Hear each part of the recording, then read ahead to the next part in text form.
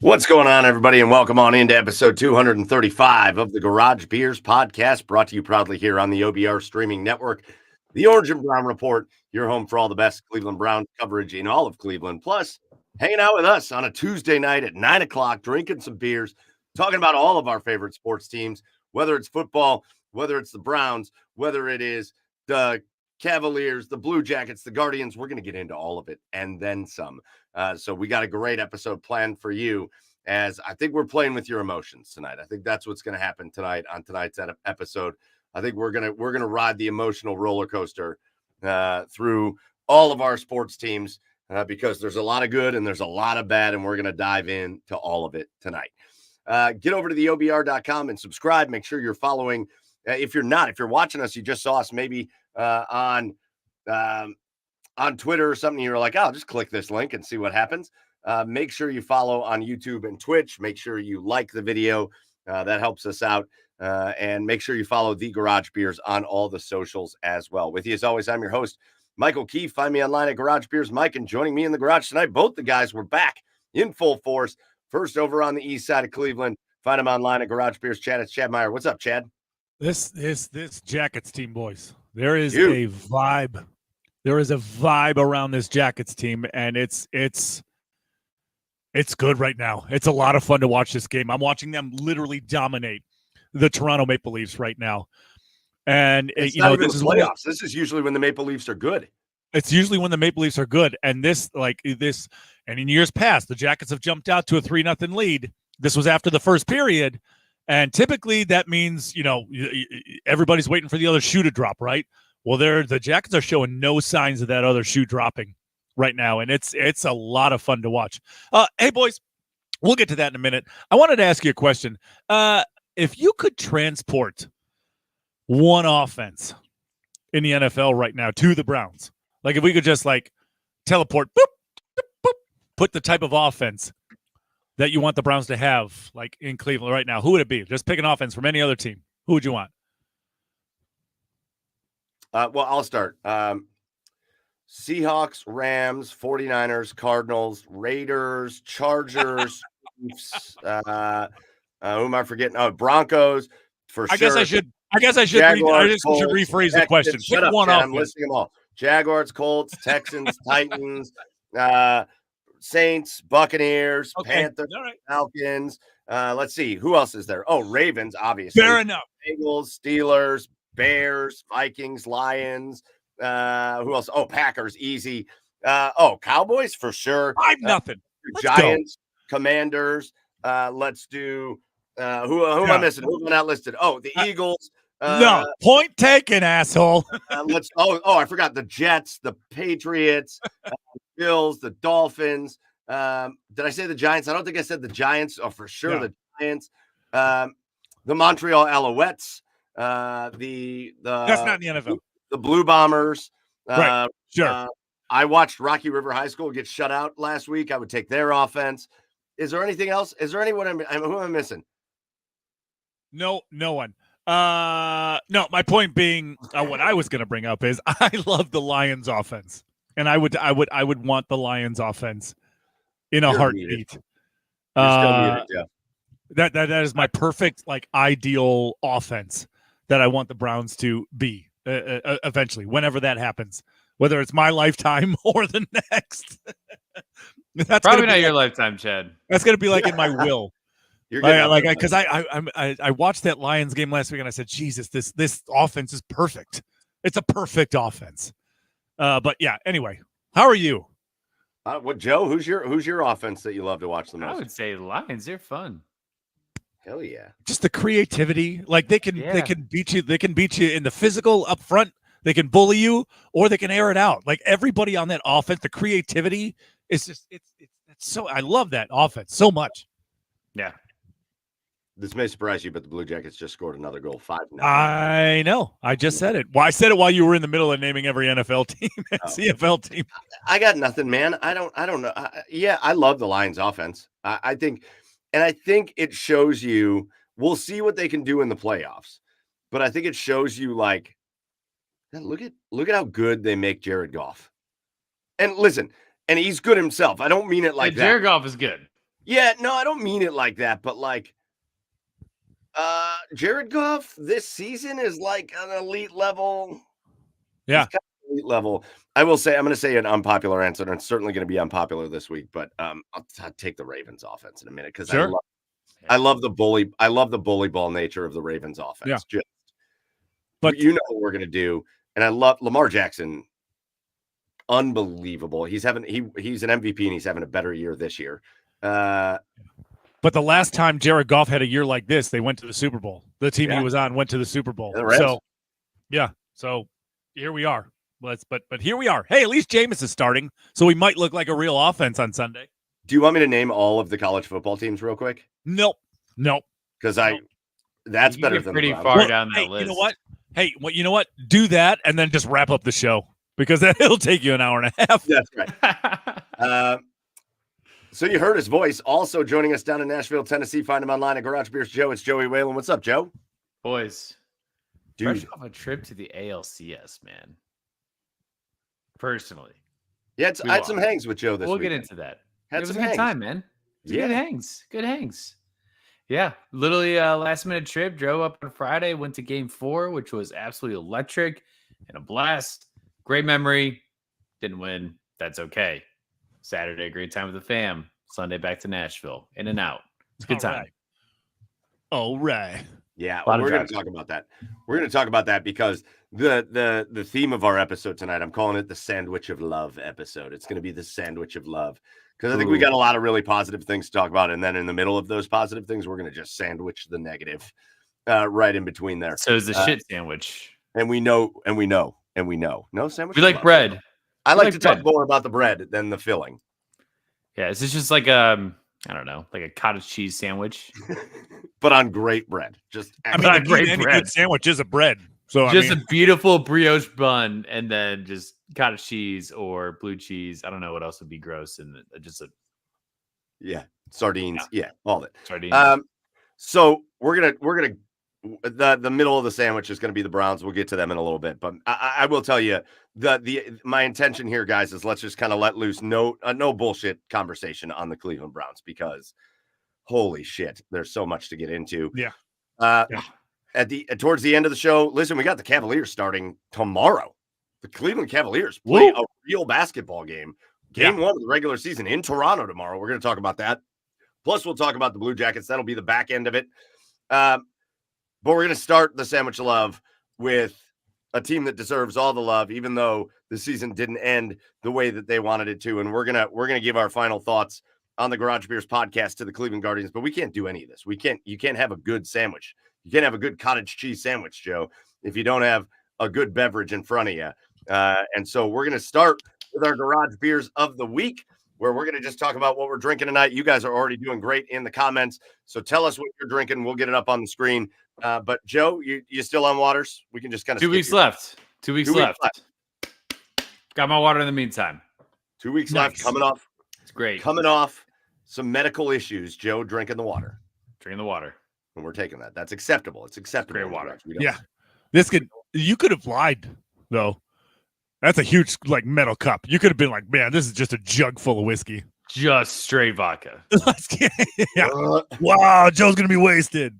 Whoa! Imagine. Oh my God. Chad, what are you drinking tonight? It's just a Great Lakes Haze Craft. Ooh, good beer. Yeah. What was that?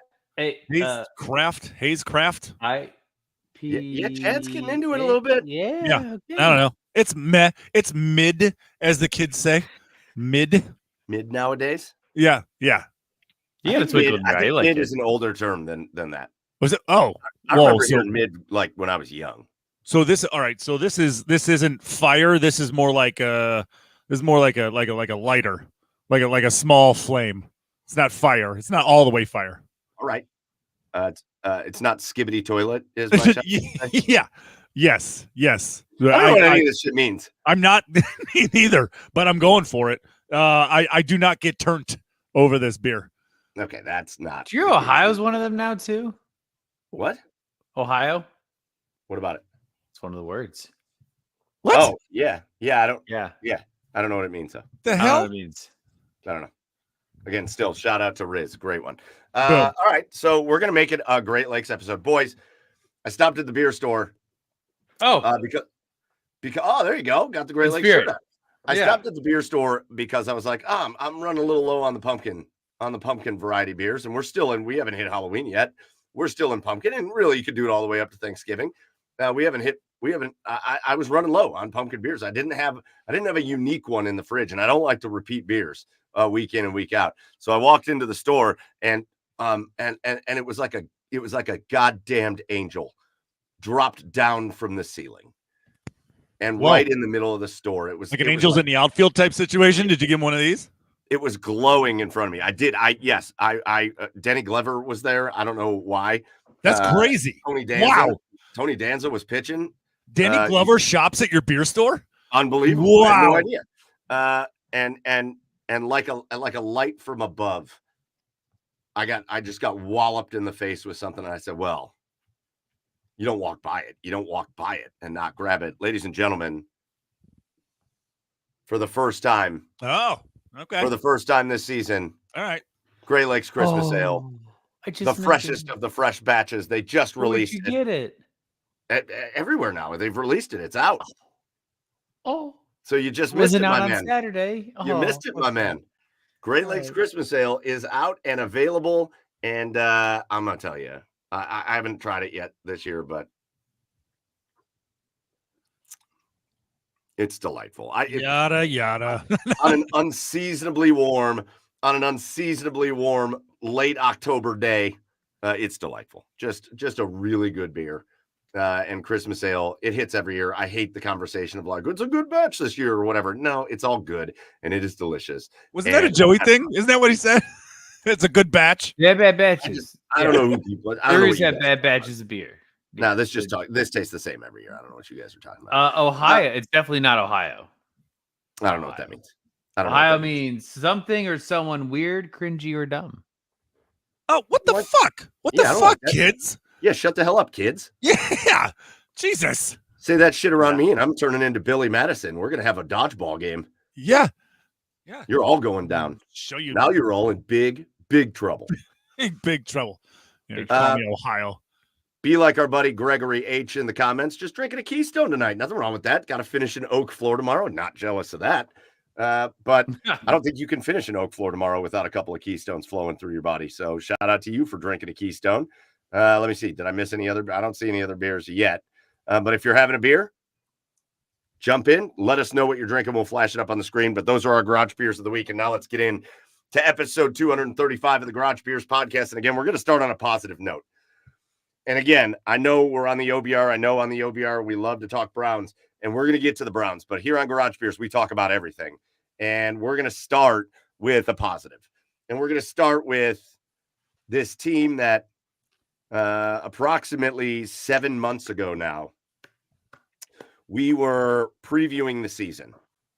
And, oh, man, Jugman Jess just having a Molson Ice. Oh. Let's get Canadian up in here. Hey.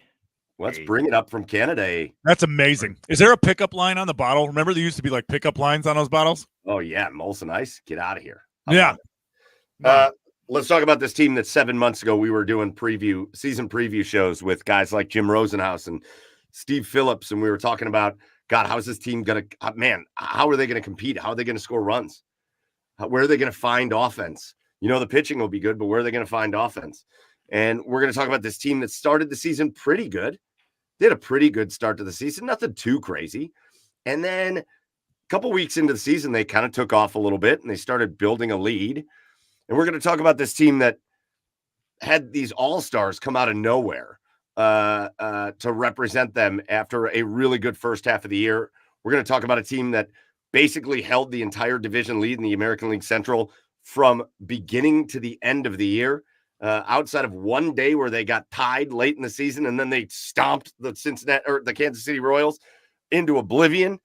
And they ran away with the Central Division. We're going to talk about a team that was the number 2 seed in the AL playoffs that got a first-round bye, didn't have to put up with that wild card bullshit, go right to the ALDS.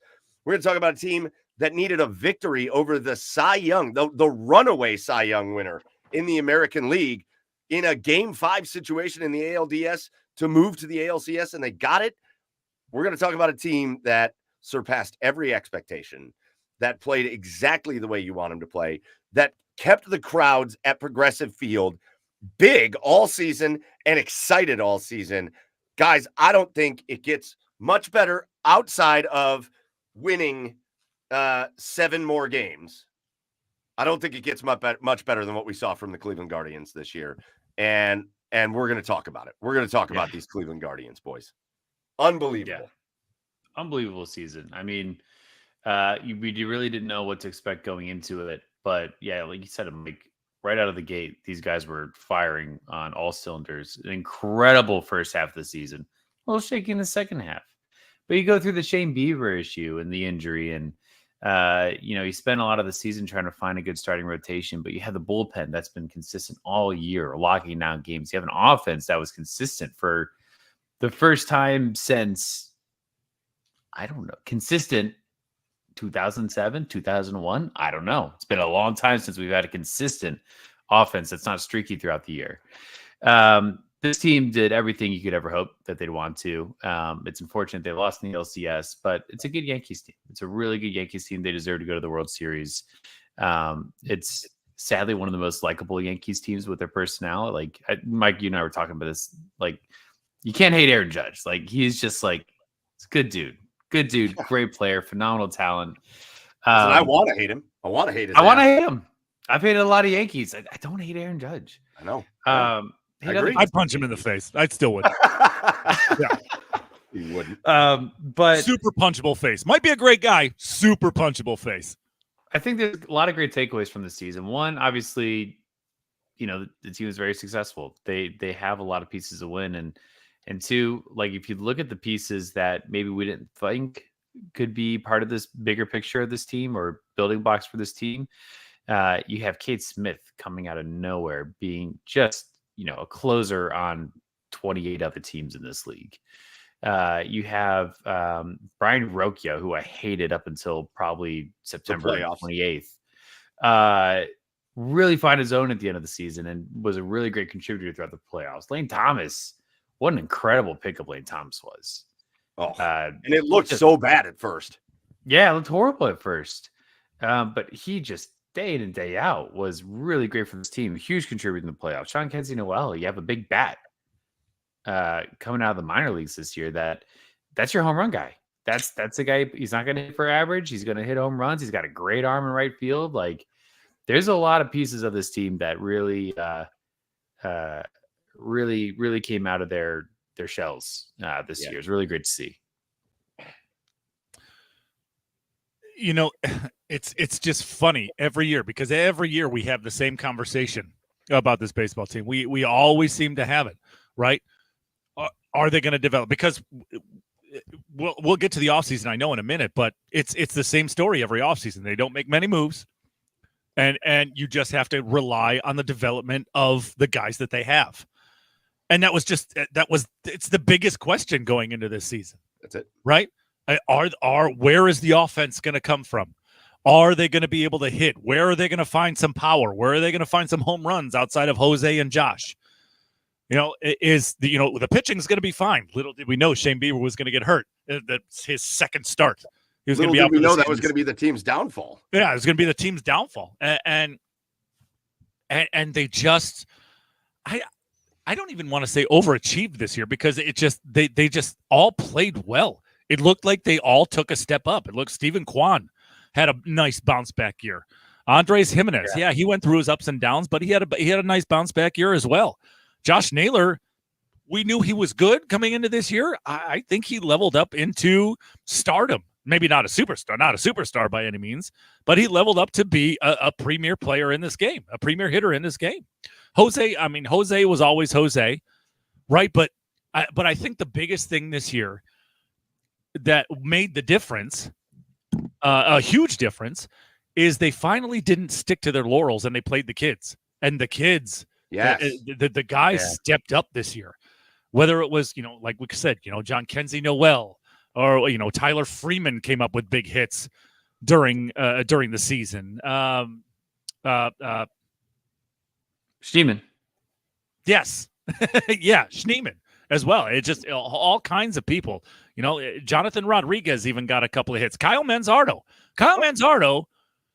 wasn't good when he first came up here. He went back down. He learned. He came back up, and he got the ball rolling in game 3 of the ALCS. All of a sudden he hits a big home run in the ALCS. So yeah, it's just it's so encouraging going forward. Finally seeing what they have and what these kids could do at the major league level.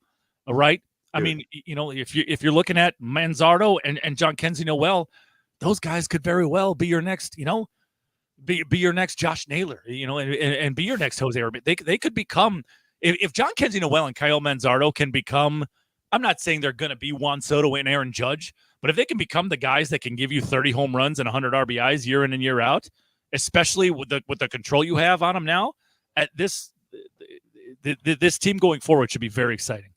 Dude, I think a couple of things that you two just said were exactly how I feel. One, remember the beginning of the season when they were playing Estevan Florial and Ron Laureano, and you were like, well, they got to have some veterans out there. And the fact that they just cut bait with those guys quickly, they were like, whoa, we aren't getting jack shit from these guys. Right. And they cut bait. The fact that, listen, I don't want to hate on the guy because he's still part of the organization, but the fact that Miles Straw couldn't find his way onto this team, even though he goes down to AAA and plays pretty well, he can't find his way onto this team unless somebody gets hurt. The fact that they said, nah, we're not doing this anymore. We're not just going to play these guys because we feel like we need to play the veterans. We're not going to just keep these guys down there because we think they need to develop more. It's okay sometimes to let guys develop in the majors. Right. And I think there's this thing that, I feel like it's old school baseball heads have, where if you bring a guy up, you can ruin him. You got to trust that you're bringing guys in that are stronger than that.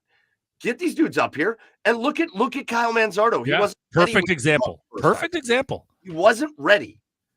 And they sent him back to the minors for a minute, and it got his head together. And it shows you that Kyle Manzardo's got a little bit of strength up there that he didn't sink when they sent him back down. He went down, he figured it out, and he came back up, and he was a critical part of what they did on that end of that season. Yeah. I'm so excited for Kyle Manzardo. Well, it's also circumstantial too. I think, when you're bringing these guys up in a kind of lost season, I think there are times they can struggle, not maybe with their playing, but more just like mentally, keeping in it. The team might be deflated at that point. I think they did it when the team was successful, and they did it at the right, I don't know if there was a bad move, No. They didn't wait too long on anyone. Like when Kyle Manzardo wasn't playing well, they sent him back down. They didn't say, let's have him work it out. Just get him back down. We're winning. We're still doing okay. Figure it out. Come back when you're ready. And it takes a lot of pressure, I think, off of the younger guys when the team's playing well around them. When they come up, they don't have to be like the answer that's coming up from the minor leagues. They can be just a contributor. And that takes a lot of pressure off them, I think. And then I'm going to go back to another thing that you talked about before, Joe, but I think it's important to do this. You have to tip every bit of the cap to the New York Yankees. Yeah. And on the other side, you have to tip the cap to the LA Dodgers. And it sucks that these two massive payroll teams are going to be the World Series. And I know Major League Baseball you get New York and LA. I mean, Jesus Christ. Every professional sports league wants the major markets. Rob Manfred can cancel his Viagra subscription for the year because of this match. I think he's taking multiple Viagras for this one. No, I think he can cancel. He doesn't need them. He's good now. Yeah. Rob, it's Gene Creeman time.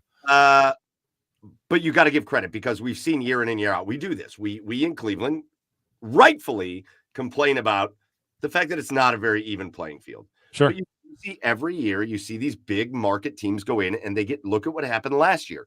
Again, Texas was a pretty big market team. So they were a top 10 payroll team. But Arizona goes in and just wipes out the Dodgers like it's nothing. Right. And we've seen it with the Yankees. The Yankees haven't been to the World Series since 2009. Right. So you see these teams with these big payrolls, and then you see these superstars go there and they don't perform in the playoffs. And so you have to tip your cap to the Yankees because when push came to shove, their superstars, all of them, every single one of them showed up exactly like they wanted them to in this series. Sure. And we're talking about everybody. We're talking about, I mean, look at what these guys did. Aaron Judge is just a menace, and you just have to deal with Aaron Judge. And he showed up in this series, bunch of big hits. Juan Soto is just as frightening in a lineup as Aaron Judge is. Just as frightening. And he showed up. And look what he did in the 10th inning of Game 5. On a high fastball that was up and out of the zone, the dude parks it to dead center field. Sure. And it's just like a 3-run homer to end the series. Unbelievable. Look at some of the other guys in the lineup they're good players. Look at Gleyber Torres was torrid in this series. He was unbelievable in this series. Anthony Rizzo, he's not the power bat guy anymore, but I feel like every time he was up to the plate, he slapped a single out into the outfield. And he just came off 2 broken fingers. What'd you say? He just had 2 broken fingers before the series. Right. They got contributions from everybody, and it's a guy I feel good for. It's Giancarlo Stanton. Because I just think you got to remember what he went through, right? He got to New York. He wasn't as good as they thought he was going to be. They booed the shit out of Giancarlo Stanton for years. They hated him there. They hated him. And Giancarlo Stanton was their best player in the series, and it wasn't even close. And every time the dude got up, if you pitched to him, he made you pay. And, maybe we want to have this conversation. I know a lot of people, I don't know where you guys fell in this spectrum. A lot of people were really mad that they pitched to Giancarlo Stanton when they did. Where'd you guys fall on that? Yeah, look, I think contextually with the series, and from me knowing that we really not overperformed, maybe that's the right word, it sounds harsh, but we overperformed to be where we are in this playoff run. Because of that, there are a lot of mistakes made coaching wise, playing wise. I didn't feel the need to nitpick that. I think the team showed me enough just to get to this point in the playoffs, where, things are going to happen. There's a lot of guys, most of the guys have never been to a CS before. The Yankees are a very well-seasoned team, very veteran team. We pitched to Giancarlo Stanton. I think we call it kind of when they were playing it too. It's like, I would maybe rather pitch to Chaz Chisholm, because he hasn't literally hit anything the entire series. But in hindsight, I don't know. That doesn't keep me up at night. I don't think it keeps me up at night, but I mean, I think it was kind of an obvious call to make to not pitch to him, with how much because it was really him and Juan Soto that killed you. Yes, Aaron Judge did come up with big hits, but Judge didn't kill you with the long ball. Juan Soto and Giancarlo Stanton killed you with the long ball. And if there was an open base, especially when you're pitching to a guy like Jazz Chisholm afterwards, I think that was, to me, that was an obvious call. Did I get, was I pissed about it? Yes, but I mean, I'm over it now. Like, I'm not going to let it linger. I think that's something that's going to come with, a rookie postseason manager. He's going to learn from his mistakes and move on. The only thing I think people didn't talk about, again, especially in Game 5, when Giancarlo Stanton hit that game-tying home run when Tanner Bybee was pitching the game of his life, just mowing down the Yankees. Yeah. And everybody's like, why did you pitch? Why'd you have him pitch to Stanton? To be honest, I don't think he did. He got Stanton to swing at 2 pitches out of the zone. He threw more pitches out of the zone. I think he missed. I think Bybee missed. That was a slider that I think was supposed to go low and out of the zone. I think if it was where it was, Naylor was set up outside the zone on that one. Yeah, Bo Naylor was set up way outside. And I think if that pitch was going to go where it was supposed to go, I think Giancarlo Stanton strikes out. And I think that's the funny thing is, in a series like this, that's if you strike out Giancarlo Stanton instead of walking him, it's momentum building. You walk off the mound and everybody's fired up and well, again, I just don't think they were trying to pitch to him. I think that pitch was supposed to go low and outside, and Bybee missed it, and he missed it. And Stanton, to his credit, in this whole series, if you missed a spot to Giancarlo Stanton, he put a ball into the stands. Well, yeah, exactly. I mean, and that's kind of like a trick play, right? You look like a genius if it works, but you look like an asshole if it doesn't. and Bybee missed on that one. Well. So boys, he said, slider low and away. Yeah, I'm going to go back door on this and put it out over the middle of the plate. That was tough. It was tough. It wasn't great. Yeah. Boys, the series ends in 5 games. The Guardians lose 4-1. I don't know that you're going to see a closer 5-game series in any sport, in any event of all time. You don't take solace in that per se, but maybe you do a little bit, because as world's fastest fast man, whatever you want to say, the Yankees were more dangerous. They were more seasoned, and the Guardians, like, they were ahead of schedule basically here, but they kept it close. Listen, the way the Guardians played in games 1 and 2 was bad. It was bad. Embarrassing almost. The mistakes, it was gross. But how close was this series? You could probably point to 4 different plays, Sure. Just plays, pitches, 4 pitches you could probably point to. That was the difference between the Yankees sweeping the Guardians and the Guardians going back to New York up 3-2. Yep. You could probably point to 4 pitches that are the differentiator between those 2 outcomes. So I do feel pretty good about that. I do feel pretty good that here's this Yankees team where they needed. I said you got to give them credit because their stars showed up. But I think the other side of that coin is they needed them all to show up. If one of those guys didn't, if Soto didn't show up, if Stanton didn't show up, the Guardians are the better team in that series. Yeah. Yeah, and here's the thing. I kind of wanted to go back to it. You talked about, like, having the conversation about the offseason. If there's one undeniable thing about MLB, Major League Baseball, right, and the World Series championships and the postseason, is a lot of these teams have star power on their teams, and they show up in the playoffs. Every World Series champion has one outside of the 2003 Marlins, right? And that's why, and I think that's why I alluded to earlier. I mean, going forward, if we're going to have this conversation, that's why I'm just kind of hoping, because, again, this is a Guardians organization that doesn't spend a whole lot of money. That's why I'm hoping Manzardo and guys like Manzardo and Jhonkensy Noel can become stars. You need them because if they can, I think, I mean, my God, that home run that Big Christmas hit in Game 4. I mean. Wow. Wow. Like, if he can come up in big moments like that and become that star, I think that this team is going to go far. And I think that's the big key going into next year. But to your point, but getting back to on topic here, Mike, this series, people are going to look at the Yankees winning in 5 and they're going to be like, oh yeah, they dominated the series. No, they didn't. No, they didn't at all. That series win for the Yankees wasn't indicative of how close this series actually was. And again, people series win. You drive in Bo Naylor from third in the bottom of the 8th there, and we're talking about a completely different series. We're playing Game 6 in New York tonight. Yeah, if they're able to drive in Bo Naylor from third, with 1 out, because I think he was on third with 1 out, wasn't he? Yeah, with 1 out. So if they're able to get a key hit there, it's like you said, just a couple of plays, and it shows the difference.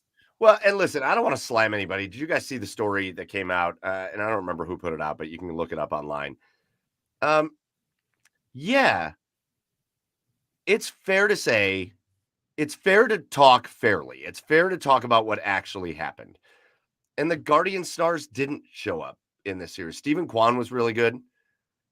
Brian Rocchio was really good again. Yeah. You had big hits out of Dave. Oh, shit. I feel like every time David Fry touched the ball, it went to the wall. You had Noel with big hits. You had Lane Thomas with big hits.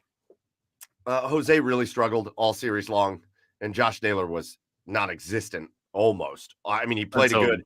Game 4, he played a pretty good game. Game 5, he played a pretty decent game. But Josh Naylor really struggled. Did you see the story, guys?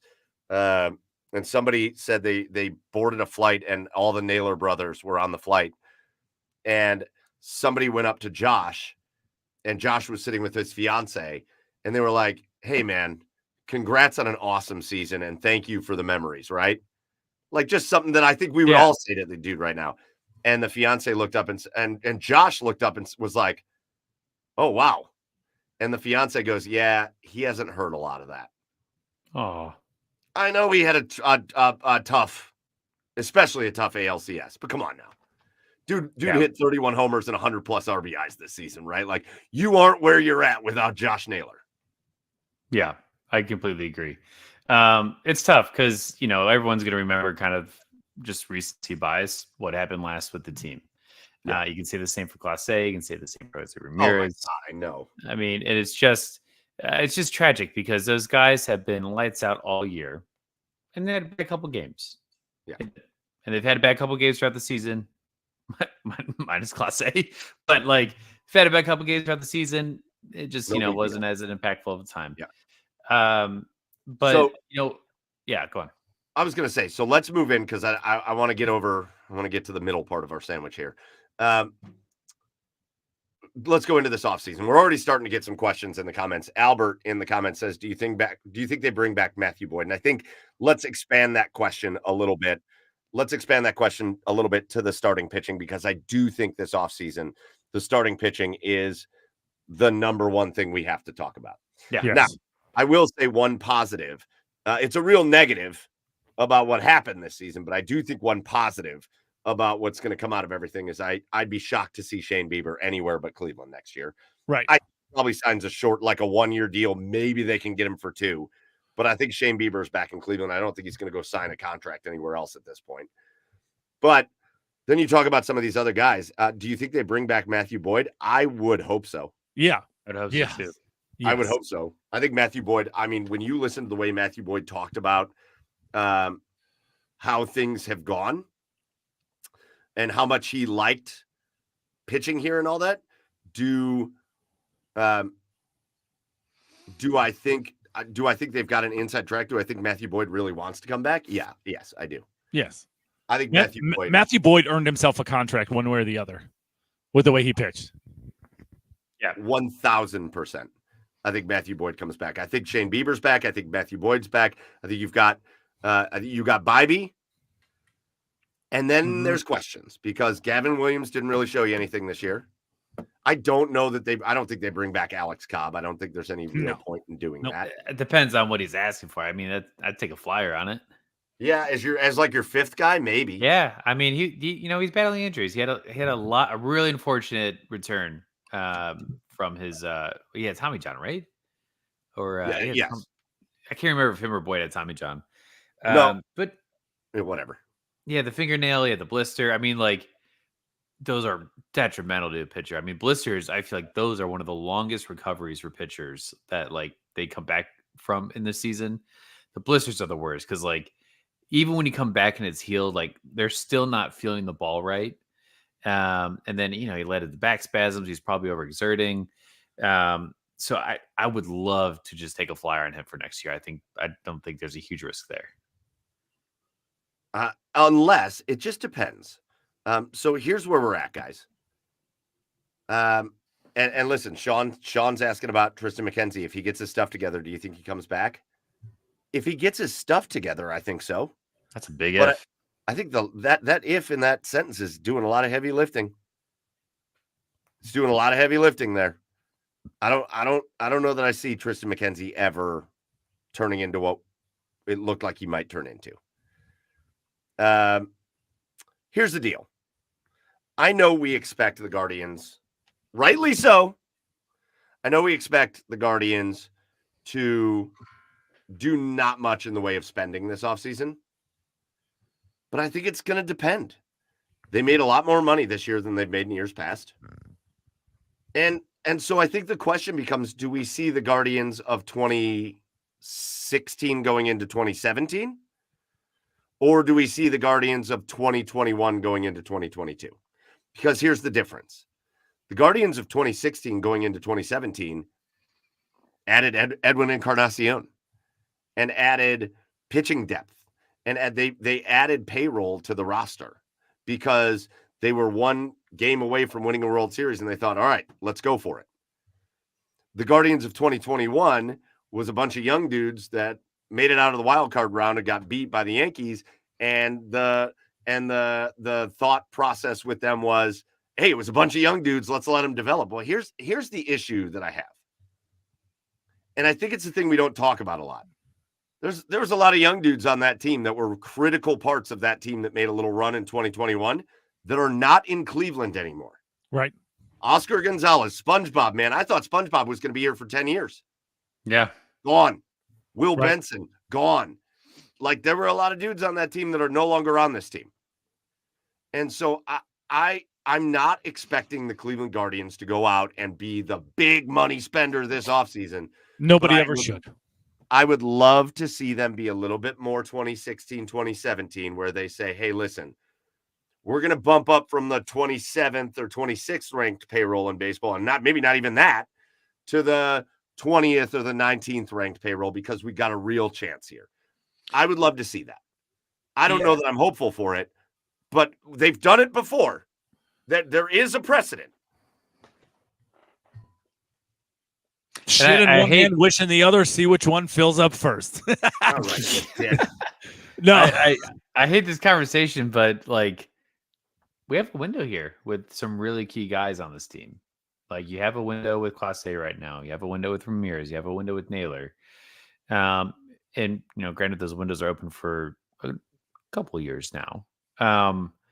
But like, you saw a lot of this team that feels very consistent, and I would lean towards they're going to take a couple chances. I don't think there's going to be a big spending off season, but I think they're going to make a couple moves, and hopefully above other moves of trades and acquisitions, they re-sign, extend Stephen Kwan. They give Cade Smith a contract. The kid just absolutely pitched his way into one this year. I think those would be incredible. Oh, Joe's muted again. There he goes. Yeah, how did you mute yourself without even touching anything? That's weird. It was like a meltdown. I absolutely just caressed the microphone cord, you know, like, and just caressed. It's so like, hot. Mine does the same thing. I think there's names to watch with it. I think there are names to watch within the organization. I think Ben Lively in the rotation. I mean, man, he had a good year. He's young. You hope he can come back. I do also think, though, I've looked up a couple like projections for next year, and I've seen like 3 or 4 of them. I got to tell you, I think I would love it. Let's go balls to the wall. If we're not going to go spend a bunch of money in the offseason, let's balls to the wall within the organization. And let's just make Travis Bazzana the starting second baseman of the team next year. Move Andres Jimenez over. Make your utility guy. Why am I blanking? Rocchio. Make Rocchio your infield utility guy. And let's take real chances here. All right. Let's take real chances. I like your style, Garage Beers, Mike. It's not going to cost you a bunch of money, but here you go. You got this guy. You can keep him around for a long time. Get his ass up to the majors and let's let him play. Yeah, he's already a champion. He's already a champion. We need a guy that knows how to win championships on the roster. Sure. Yep. Yeah. Why not? Again, yeah. Do something. You gotta make some sort of move for sure. Travis Bazzana. Let's go. And one of my favorite things that came out with the Bazzana draft was like, you know, he's like a player coach, you know, in between innings. Like, he's not afraid to talk to guys. Like, if you had a guy talk to Jose, I'm sure people talked to Jose Ramirez throughout that CS series, but like, maybe Bazzana could have like found something in like, hey, that curveball that goes inside, don't swing at that ever. Hey, Jose, you asshole. Fuck it. Daniel Espino, 5th starter next year. Let's go. I loved. Did you guys see the article that came out from ESPN that listed the 4 top destinations for Juan Soto? And it was like the Yankees, the Mets, the Dodgers, and the Guardians. Let's go. And so Tom Hamilton was talking about it. It was my favorite thing I've heard Tom Hamilton talk about. He goes, what happy hour was that writer at when he wrote that? Oh my God, it was amazing. Yeah, it's interesting. I like this comment. And again, maybe you could get a guy like this. Zook Zuchenko loves the idea of Anthony Santander from Baltimore. He thinks he would get a lot because he had 40 homers. But remember, Santander was a Indians at the time, an Indians prospect. He was in our system. I I would love that. I Sure. would love that little extra Sure. pop in the lineup that you could put all over the place. But again, the lineup is not really what I'm concerned about here, guys, because for the first time in a long time, I feel like you've just got reinforcements out the ass in the lineup. Right. Whether it's maybe you want to make a move to Bazzana. I bet you $100 Chase DeLauder's with the Guardians to start the year next year. Yeah. I bet you $100 that Kyle Manzardo are. I bet those guys are with the team. I think you guys like Will Brennan are in trouble going into next year. The lineup, I'm cool. We're gonna run this thing back with Bo Naylor. I just hope he keeps getting better. Man, Bo was good in that series. Sure was. We're going to run it back with Bo and Josh. I would love to see Andres scoot over to shortstop. If you're going to be an elite defender, go be an elite defender at shortstop, please. Let's run it with Rocky and Bazzana at second base. I'm cool with that. Let's run it with Naylor at first base. I'm cool with that. Put Manzardo and Quan and Lane Thomas and Chase DeLauder. Like the lineup to me is not a huge concern. They just got to find pitching. You got to find pitching. And for the first time in a long time, it just doesn't feel like the next great pitcher is just one promotion away. You know what I mean? Right. And so I think this offseason is the offseason of pitching because I think this team's well set up to score runs every year now. I think that's where they're at. So listen, we'll see what happens. Yankees and Dodgers playing for the World Series. I think that starts tomorrow? I don't know when that starts, but the World Series, Yankees, Dodgers. It's got to be Thursday. Oh, it's tomorrow. No, Thursday. I'm sure there'll be a billion people watching. Because this would have been Game 7 of the CS, so they would have an off day, and then Thursday. Yeah, I think it should start. It'll be fun. I think it'll be a fun World Series. Give me Shohei versus Judge. Give me those guys. I'll peek in on it. I'll watch it. I don't think I'm going to watch every second of it, but I'm gonna watch it. There's too much football on right now for me to watch it. But again, big time shout out to the Cleveland Guardians for what they accomplished because it was spectacular. So, all right, let's go to the middle part of the sandwich, boys. Let's fucking do it. The Cleveland Browns have one win on the season. Yay. What is it? 1-6? Are we 1-6? Is that We're right? 1-6. Yeah. Cleveland Browns are 1-6. And boys, there's a lot to talk about. And there's a lot to unpack. But I don't think we can unpack anything without first unpacking what happened. Sure. And so to give you the brief rundown, Cleveland Browns taking on the Cincinnati Bengals. Deshaun Watson's out there. I think he played terrible. I know his numbers are one thing. I do think the last drive was spectacular. I think he was great. He was firing the ball down the field. I was like, where has this been? As he was just checking down and checking down and checking down and checking down. It's like, wow, but look at all these passes he completed. I'm like, yeah, for an average of 4 yards. But on that last drive, man, I thought he was looking better. They get down into scoring position. I'm like, okay, they're finding a little something. They're unloading the offense a little bit. Okay. And then Deshaun Watson drops back. He looks like he's going to try to take off up the middle. And as he plants that back foot, man, the minute they showed the replay, it was very obvious what happened. You saw that calf pop happened, and you just knew it was that Achilles tendon that separated.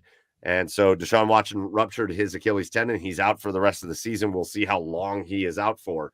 But let's unpack the big story of the week, and then we'll actually talk about the Browns. The big story of the week is this. I've asked a lot of people that were in the stadium their opinion. I've got a couple mixed results. But Browns fans cheered Deshaun Watson when he was down on the field. Now, I've had some people say it was a small number of Browns fans. I've had some people say they felt like it was everybody. That could be sectional, right? Like, depending on where you were sitting, if your section went crazy, you felt like it was everybody. But it's true. The fans did. There are fans in that stadium that cheered the fact that Deshaun Watson ruptured his Achilles while he was down on the field. And now you've got comments, guys. Now you've got Myles Garrett coming out and talking about how disappointed he is in the fans. You've got Jameis Winston, who's going to be by the way, it was announced today that Jameis Winston is going to be your starting quarterback this week. I can't wait for that. I can't either. Wait. We'll talk about that. But he came out and kind of scolded the fans. Even today on 92.3, as Carmen and Lima we're talking to Rodney McLeod. He scolded the fans. You had a lot of Greg Newsome went online and scolded the fans. You had a lot of that players scolding fans situation. So I got a really strong opinion on this. But Chad, I'm going to throw it to you first. Joe, you chime in afterward. Tell me how you guys feel about this whole situation. There's so many layers with so many multiple things that are true to this. It's unbelievable. First off, yeah, I get it. I understand the mentality of not cheering a guy being seriously hurt like that. I just do it. I mean, it happened with Tim Couch back in to 02, 03, something like that. You should never cheer anybody getting seriously hurt. But you also got to understand the other side of it too, right? I mean, there was probably, if I had to guess, if I had to use common sense at all, right? You know, Mike, you said it was sectional. You know, there was probably a section of Browns fans cheering because of his off the field allegations. Yeah. Right. And I don't know. I guess I can't blame him for that. No. Right. I can't blame him for that at all. Right. And then there was a section of Browns fans cheering probably because he's been terrible at quarterback. Terrible. He's been absolutely terrible at quarterback. So they're happy that this guy is not going to be our quarterback anymore. Move over to the players. If you're the players, I understand getting in the foxhole with your teammate. I do. I absolutely understand not like being upset that fans cheered that your teammate, the guy you're going to war with every week, is down on the field hurt and someone's cheering. But to say things like he's been a model citizen. Yes, Jesus Christ. And say things like he's been a model citizen and to say things like I don't know, just always taught to love no matter what. No, sorry. You can't take you cannot take the moral high ground in this situation when you've shown none for anything, for any of the situation that your quarterback came in with. You can't do that. Dude, guys, this step one for me I was like, what the fuck did they just say? Yeah, right. It was Myles Garrett saying, man, as a college player and most of his time as a professional player, he's been like a really good guy. Right. Myles, I love Myles. Myles is my favorite player. I know. Shut the fuck up. What? Right. Why would you say that? Right.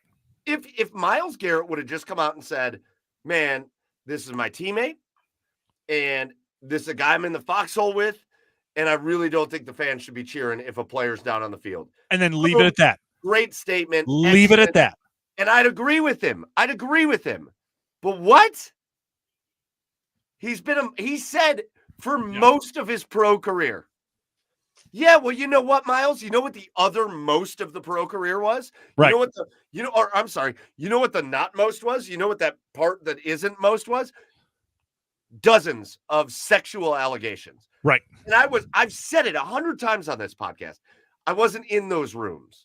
Right. I don't know what happened. Right. I know you've got allegations. I know you've got denials. I know you got a lawyer that I think is a trash ball over here.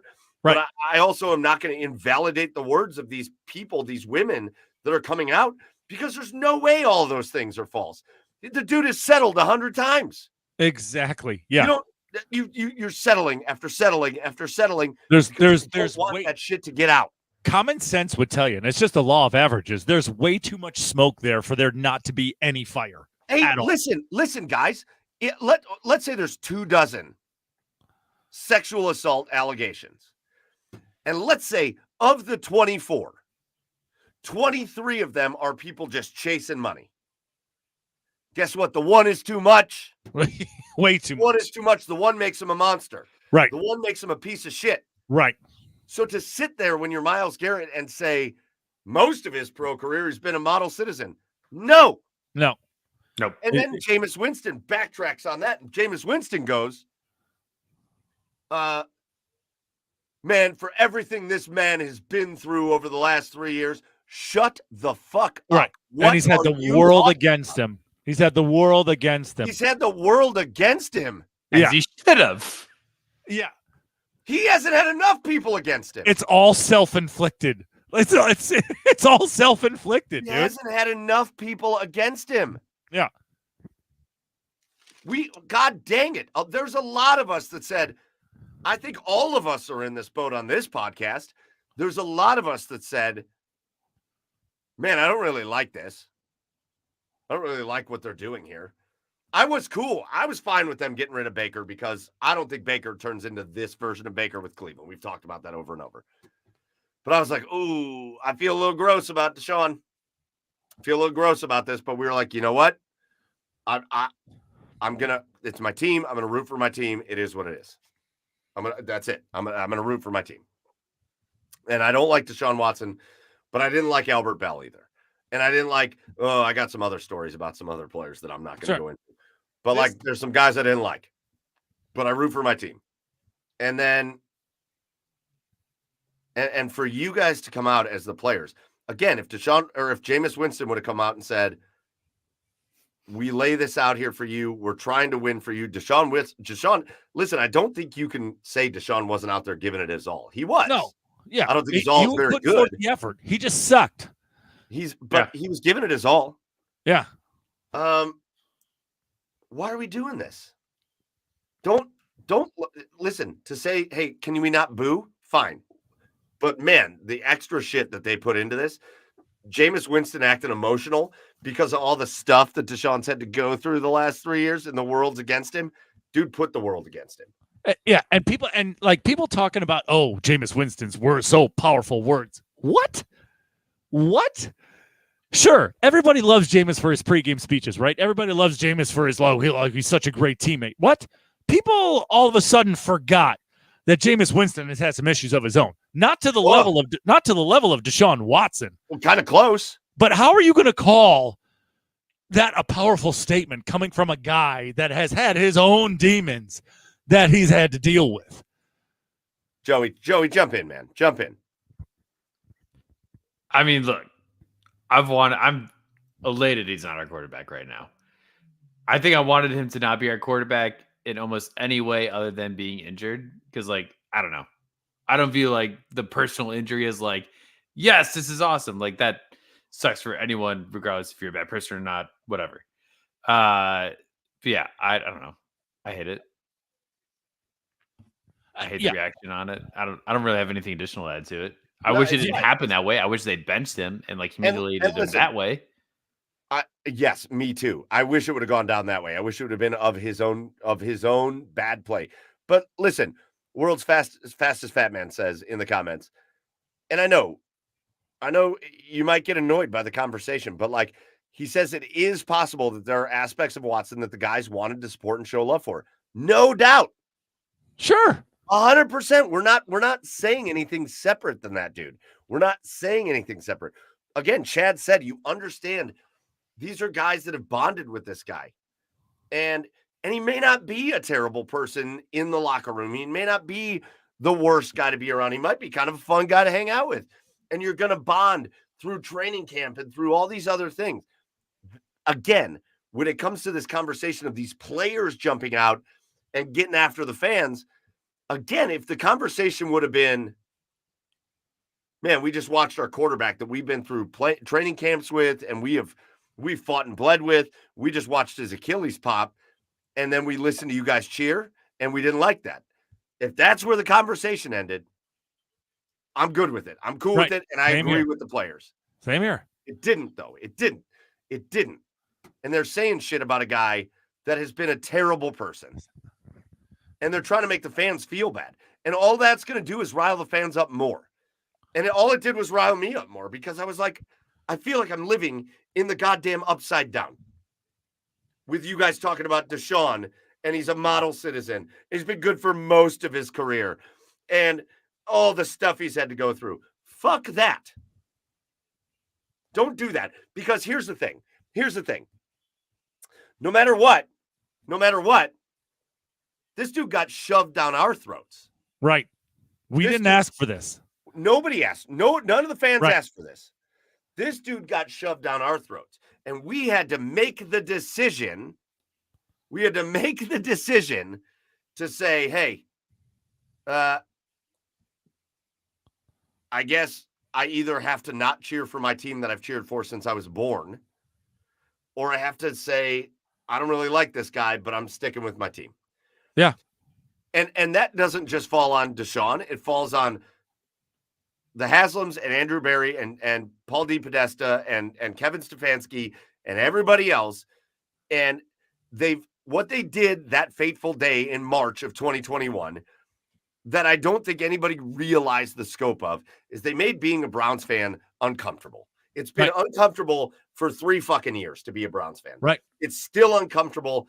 And so I think there needs to be a little bit of understanding on everybody's part that, yeah, you know what? Maybe you don't think it's cool that he got cheered, but let's put this thing into context for a minute and realize that there's a lot of people with a lot of big emotions about this circumstance that they got put into because all they want to do is root for their football team. And now it's uncomfortable to do that. And another thing, it's big. It's big. Yeah. And another thing that's kind of the fucked up part about this to me, and another part, like a kind of like a sidebar fucked up part about this to me, all of this could have been avoided. And I tweeted about this earlier. All of this could have been avoided if he just would have played well.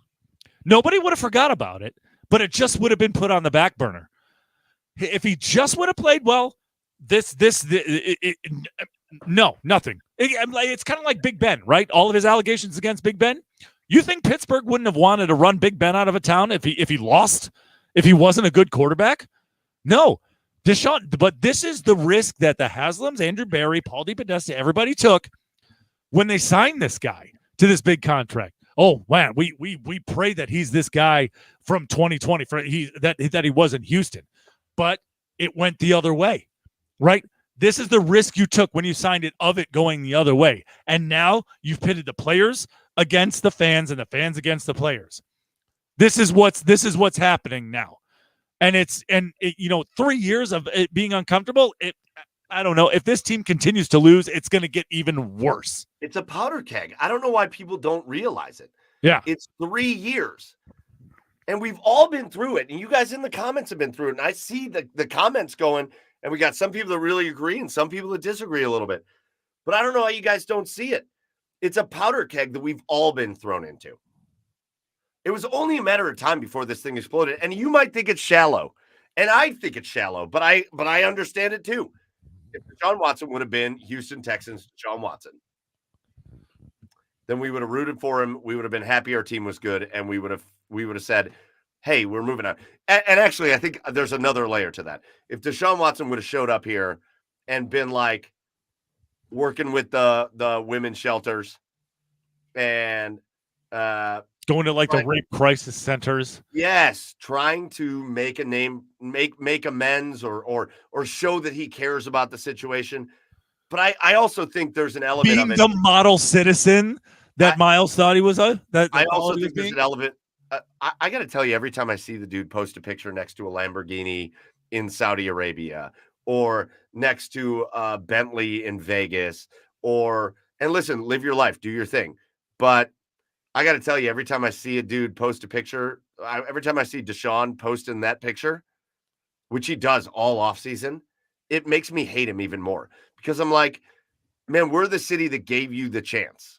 Right. Our organization is the one that gave you the chance that a lot of organizations were real cautious about. And we gave you the chance. We gave you the chance to come in here and be the guy that you say you are. We gave you that chance. We gave you the chance to come in here and say, I'm going to go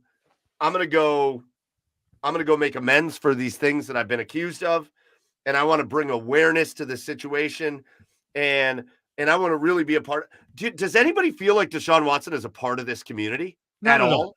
At all? Unless it goes to Glenville. Glenville really loves him. But even that I don't feel like is real. No.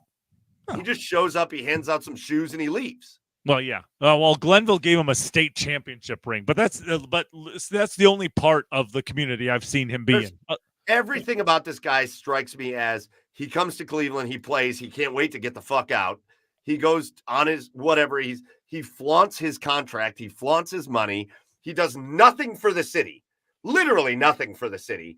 And Right. we're supposed to be like, oh, Deshaun. Oh, no.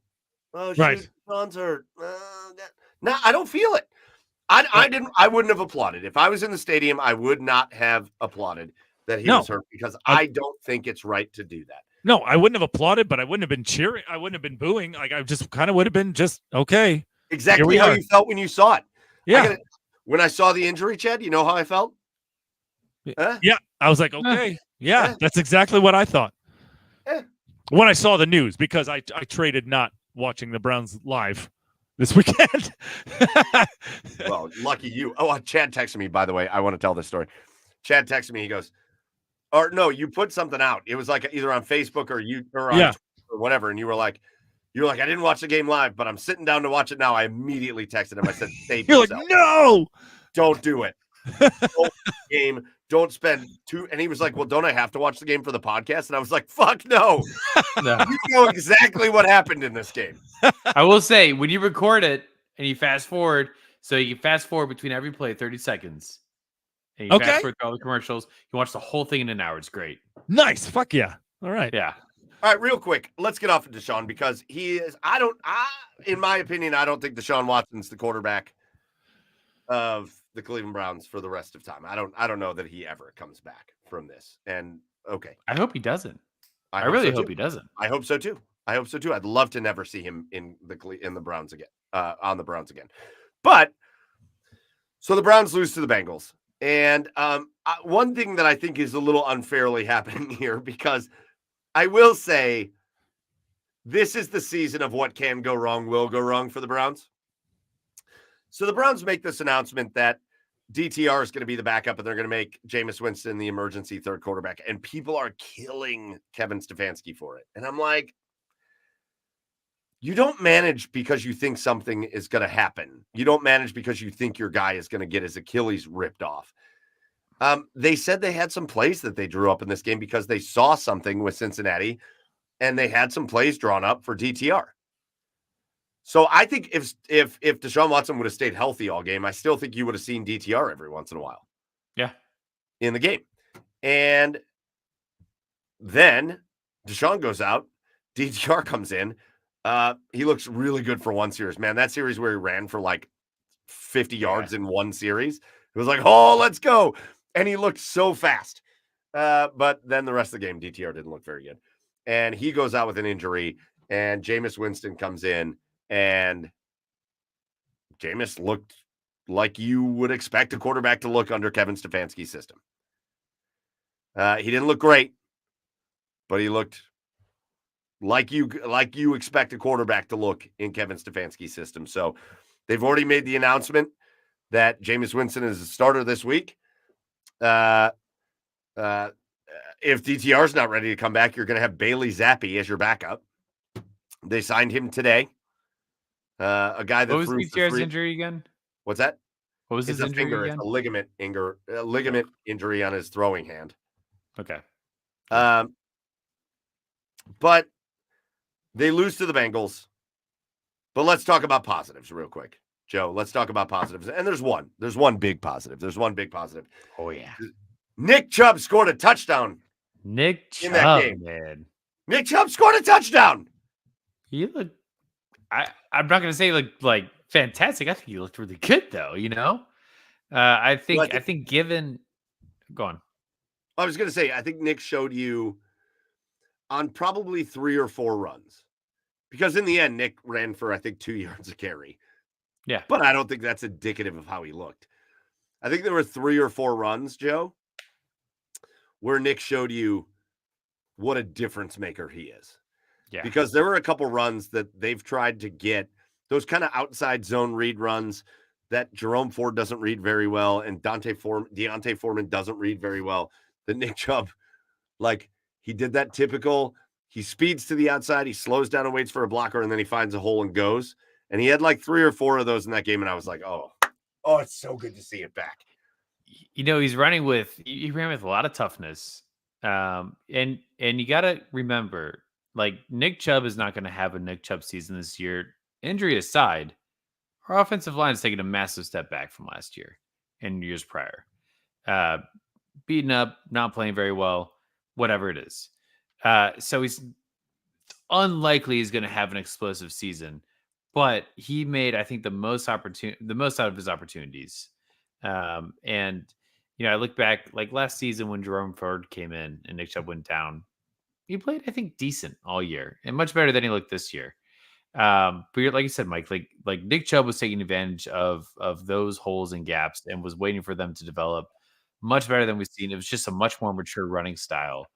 He just looked good. I think that's all you can ask for a guy that's missed 16 months of ball coming back. Well, and the thing with Nick Chubb is the workload's only going to get bigger. Yeah. Right? Like that he's only going to get more carries. And I don't expect him. He got 11 carries in the game against Cincinnati. I think maybe you get to 15 this week. Yeah. I know people don't love it. I know people are not real excited that he's not getting his 24, 22, whatever carries, but you got to work the guy back in. But I think you'll get a few more carries this week. And Nick Chubb, you could just feel it. He's just the heartbeat of the team. He's just the heartbeat of the team. So here comes, they lose to the Bengals. They're 1-6. This season's over, by the way. It was over last week. Well, they're not going to win. They're not going to win 10 games in a row. Like you're not going to win 9 of the last 10 games. It's just not going to happen. But there's places that they can show that they can build, and I know a lot of people now we're doing that thing of, do we want to win games or do we want to tank? You always want to win games because you want your guys that are here to feel that fight so they can bring it next year, or want to resign. I gotta tell you, here's what I have to tell you. We've got the lowest ranking offense going up against the top rated offense this week, Baltimore, Cleveland. We've got the Cleveland defense has been better than Baltimore's defense. Baltimore's defense has been pretty not great. And I think the big thing for Baltimore's defense is where it shows is that they don't turn the ball over. They have like a 0 turnover differential on the season. Mm-hmm. So they don't get other teams to commit turnovers the way you would expect Baltimore's defense to. I think Jameis is going to go out and play much more in the groove of Kevin Stefanski's offense. I think you're going to get a little more Nick Chubb in your life. And I think this is going to be a much more competitive game than anybody thinks it's going to. And to be honest with you, I think the Cleveland Browns with Jameis Winston at quarterback are going to look much more like the Cleveland Browns that you saw with Joe Flacco. I don't know that Jameis can be as good as Flacco was, but damn, he's the same kind of quarterback. Yeah. Gunslinger. He'll throw interceptions, but he'll also complete big plays. I think we're back to that level. And I do think the Browns are going to win some games with Jameis Winston as their quarterback. There's a couple of things that I think, if Jameis Winston comes out and do these things, I think we can call it a pretty good success of his tenure this season with the Browns. And that's, one, get the ball out quick. And while you're getting the ball out quick, go through your reads a little bit. Just quick. Just, don't get the ball and look check down. Get the ball and just look, maybe 5 yards, maybe 10 yards down the field. And just see what's out there. There's throw the ball that far? Guys. I think he can. I really think he can. He's going to throw some interceptions, maybe a lot of interceptions. But that's kind of Jameis Winston. That's what you're going to have to expect from him. Dude, we all long for Joe Flacco. The dude was on pace for 50 interceptions in a full season last year. Unreal. He threw a ton of interceptions. And we all long for the days of Joe Flacco. He threw a buttload of interceptions. Yeah. Yeah. But he got that ball downfield. He sure did. That's the thing. Yeah. Well, and that's the thing with this offense, right? I mean, it's kind of what you have to do. You get to the top of your drop and you throw, right? And the ball is out. especially with the way this offensive line is playing this year, whether it's going to be a pick or it's the right read, you get to the top of your drop and let the ball go, and good things could happen, right? Mm-hmm. And that's kind of been the story of Jameis's career, right? Yes. It's the same thing as Flacco. It's either going to be like the worst pick six you've ever seen in your life, but then it's going to be like a 70-yard dime down the sideline. So yeah, I mean, even if the Browns don't win as much, as many games as we hope with Jameis in it, it's at least going to be fun to watch going forward. And Pat Shea asked this question in the comments: can the O-line improve? No. I'm going to tell you what. The Browns lead the league in sacks allowed, and I think that's 50% offensive line. The offensive line's not been good. I think it's 50% offensive line, 50% Deshaun Watson. Statistically, they will improve. Actually, they will not. I don't think right. We don't have the right personnel out there. I think that's fair. You don't have yeah. tackle on this team. Is the O-line problem the scheme, or is it the coach? Because it's got to be something. It's the same offensive line as last year. It's the same offensive line that won games with PJ Walker. No, Joe Flacco. With you, Mike. No, it's the injuries and it's the quarterback. Yeah. I'm sorry. Joe Flacco dropped back and threw the ball. Right. The Browns couldn't run the ball last year. The Browns weren't a good running team last year. Right. And that's what I'm thinking, because there were injuries all over the offensive line last year too. It is the offensive line is fine, in my opinion. Right. They're not great. They're not a top-end offensive line. Sure. But right now, the Cleveland Browns are just a fine offensive line. You are going to see what happens when a dude gets rid of the football. Right. You're going to find out. Yes, 100%. And that opens up your run game a little more. And I got to tell you, when Deshaun was in, he also looked like the slowest quarterback on. Like when they put DTR in after Deshaun got hurt and DTR took off running, I was like, it looked like the Flash racing me, is what that looked like. Deshaun is not fast. Deshaun's not fast. Deshaun is not fast anymore. Deshaun doesn't make quick decisions. It's a really bad combination. Right. So right. Jameis is going to make those decisions. Now, is it going to result in some really ugly plays? Yes. It's going to happen. We know that with Jameis. But you know what? After what I've watched for 7 weeks of this season, it hasn't been ugly plays. It's been no plays. It's been non-existent plays. Playless. I would rather have a couple big plays here and there, and I'll take the ugly plays in between than what we have watched. And yes, Mr. B. Seif, we're not hyping up Winston. We're hyping up the way the offense is going to look with a quarterback that understands how to get rid of the football. B. Seif, it'll be completely different. B. Seif, I guarantee you we're going to look like a real offense on Sunday.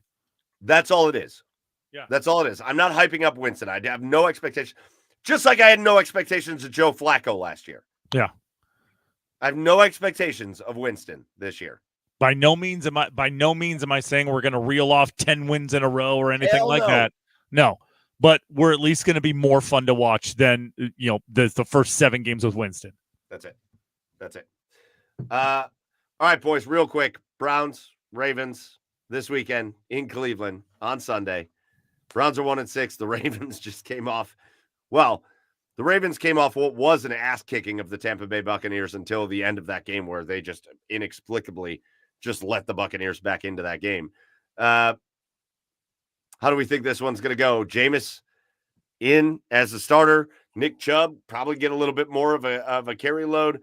The team's pretty healthy outside of like Wyatt Teller and whatever. But like there's a pretty healthy situation happening in Cleveland. How do we think it's going to look? Browns still get absolutely slacked in this one. But excited for Jameis. Give me 35. 21. Hey, let's go. Let's break that 20 threshold this week. Yeah. Ravens all year, terrific against the run, allowing the fewest rushing yards in the league right now, but they've been pretty susceptible in the pass game. So I think we're looking at like a 38-21 Ravens win. I like to amend. I want to do 35-20. Okay. All right. Right. Hopkins is unreliable, missing extra points this year. Yeah. I get it. I think it's going to be closer than people think. And there's one area that really concerns me, and I talk about it all the time, and I'm sorry to be redundant about it, but there's one area that concerns me, and the area that concerns me defensively is that you cannot be kind of irresponsible in your gap maintenance in the pass rush against the Ravens. Like when you pass rush Lamar Jackson, and I know Lamar is a much better passer than people give him credit for, but when you keep Lamar in the pocket and then you pressure him and you don't give him anywhere to escape, that's how you beat the Ravens. That's how you beat the Ravens. He can still make throws from the pocket. I'm not saying he can't. But when you have, like, let's say you have Myles Garrett come around the edge and he goes upfield to try to get around the offensive tackle, and it gives Lamar Jackson just a hole to run through, and all of a sudden he is scrambling out and he finds a guy 35 yards down the field, that's how Baltimore beats you every time. Because Patrick Mahomes and Lamar Jackson are the two best quarterbacks in the league at making those throws while they're scrambling. So I hope for a good like gap integrity and a just a sound pass rush from the Browns. And I think we keep it within a score.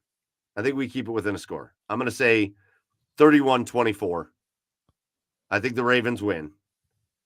But I think this is a closer game than people think, because I think the Browns are going to come out with something different. And I also think there's a chance the Browns come out angry as fuck. That's another aspect we didn't talk about with this whole players against the fans thing, because if they come out and they lay an egg and they look like shit, it's going to get worse. Yeah, you can't come out and critique the fans and look bad. Yeah, it's going to get worse. Yeah. Let's get off the Browns, because shit sandwich, we're already going. Like, it's already 10:21. Like, God, Jesus Christ, boys. I got two things I want to hit on before we get out of here, but we can't. In the middle of the sandwich, if we're doing the shit sandwich, we have to do our asshole of the week. We got to do our asshole of the week, right? Because it belongs right here in the middle of the sandwich. So let's do the middle of the sandwich. Let's do our asshole of the week. And Chad, why don't you lead us off? Shit, you guys go. Hold on, I got to think of one. I'll lead us off. My asshole of the week is the Cleveland Browns. Okay, there you go. Easy. Here's why. It's because the Cleveland Browns ended the Cleveland Guardians season. Oh, yeah, there you go. Yep. It's because when the Guardians beat Tarek Skubal last Saturday to advance to the ALCS, the Cleveland Browns, their social media people tweeted guards and like a bunch of exclamation points. And I got to tell you, everybody on Twitter was like, stay the fuck out of this. Like, get the fuck away. Leave us alone. And after a with the Guardians, it was a 161 game season. And after an awesome victory in the ALDS, from the time the Browns tweeted about the Guardians until the Guardians were out of the playoffs was 7 days. It took the goddamn Browns 7 days to ruin the Cleveland Guardians season. Oh yeah. Pretty so quick. They are my asshole of the week. Yeah. Absolutely 100%. Yeah. Bad juju. I'm going to give my asshole. There was a certain Cleveland radio station I was listening to this weekend. Won't name it, but they were talking about how, or one of the people on it was talking about how if he was Stephen Vogt and it was the ninth inning and there was a hold or save situation, he would not put in Class A. So and stupid. This discussion is so stupid. So stupid. Now, the ideal scenario where Class A would have been in the series, minus the hold or save situation, is if we have a lead and it's like the seventh inning and you put him in for 2 innings, get him to the end of the game. How many times did that happen? How many times did that happen? Zero. How many times did the Guardians enter the 9th inning with the lead in that series? Zero. This many times. No times. He was put in at the right time every time in this game. Regardless of the previous night's performance, you have to go with your ace. You have to go with the second place of the Cy Young American League Award winner. it's just you can't go any other way. He's your 100%. guy. You have to ride or die with him. There's nobody better in that bullpen. And we've seen everybody get hammered by the Yankees in this series. Class A was always your best option at those times. Hunter Gaddis pitched pretty well, but that's your guy. 100%. All right, Chad, what's your asshole of the week? Oh God, I don't really have one. I'll just reach. I'll reach here. This whole Braun situation and them hugging the Griffies. I mean, at least Ken Griffey Sr. and Ken Griffey Jr. were good. It's not the same with LeBron and Bronny. All right, there we go. I'll just leave it at that. Yeah. Jesus. I like it. We're going to turn the last two topics into quick hitters, Sure. as we don't want to keep you too terrible long here tonight. But we'd be remiss, man. We cover all Cleveland sports. We cover Columbus sports. And we'd be remiss if we didn't at least spend a few minutes on the fact that the Cleveland Cavaliers are back. Yeah, let's go. The Cleveland Cavaliers, a team that was beaten by the Boston Celtics in the Eastern Conference semifinals last year, are back. And largely, it's the same team. Yeah. The same team as they rolled in with last year. They do have their first-round draft pick for this year, so there will be another player that gets a little playing time. Max Strus is feared to miss 6 weeks to start the year. That's fine. Right. I miss it early. Basketball doesn't start for me till February anyway. So, But let's just give a couple predictions for this Cavaliers season, because I think so much time is spent focusing on the players on the court. But here was the Cavaliers offense. They gave extensions to several players, including Donovan Mitchell, including Jared Allen, including Isaac Okoro. Darius Garland is extended, and Evan Mobley was extended. right. And like their core group of guys is extended. I think the biggest move, in my opinion, guys, and I will say football and basketball are the teams where I think the coaches can make the most immediate, quick impact, although we might talk hockey in a minute. They bring in a new coach in Kenny Atkinson. They get rid of JB Bickerstaff. And the focus of this team turns much more heavily onto how do we get the most out of these guys offensively. And that is the way the modern NBA works. And I think you can talk about they didn't bring in some other players. They didn't blow everything up, whatever. But they brought in a new philosophy that they didn't have before. And I got to tell you, boys, I am so excited for the Cavs this year. I think the Cavs, I think they are real contenders to win an NBA title this year. 100%. So you said last year. Yeah, I did. But we found out things about the team last year. We found out things about, like, I'm a not the biggest Cavs fan. I love the Cavs. I'll watch them when I can. But throughout the playoffs last year, the team offensively was lost the entire time. Yes. It's like there was no flow, no motion, no plays being run in the offensive side of the zone. And they played decent defense, which is great. But they didn't throw anything the entire playoffs that would surprise the other team. Like there was no, like, I don't know, there's just no movement. Like as a not the biggest basketball fan, like looking on, it's like, well, they're just inbounding the ball. Like it just gets past the half court line. They pass it once and they shoot. Like that was the play. 100%. And you have the talent. Like these guys are great players. All of them are. But it's like, I can't put water in a Lamborghini and expect it to run. Whoa. Hey. You just Colin Howarded the shit out of that thing. Hey. Yes. That's it. Chad? Huh? I I just hope the offense runs through Evan Mobley a lot more this year. And I think it's going to. I mean, I think Kenny Atkinson is not a dumb coach by any means. I think he knows the strengths of this team, and I think he knows where the bread can be buttered on this team. And I think if they can, I think if they can do that, kind of focus their attention on that more, and you kind of already saw in the preseason with Evan and his abilities and his development already with Kenny Atkinson. Did you see him drive the ball? Just drive into the hole. He looked like a different player. So hopefully that just carries over into the season. And yeah, I mean, obviously, even without Kenny Atkinson, this is a playoff team. So it's really going to come down to how what Kenny can turn Darius Garland, Evan Mobley. I mean, even some of the guys underneath them as well. What they can turn them into, and how he develops this offense. I think it's the Cavaliers are already a good defensive team. It's really a matter of can they get that offense together. Yeah, I don't think they needed to make a bunch of moves. I think when you look at this team and you look at this roster, you go, okay, I see where this is good. I see where this is good. I see where this is good. And to have a man, I just feel very confident in Kenny Atkinson and his ability to unlock what was previously unlocked or what was previously locked, excuse me.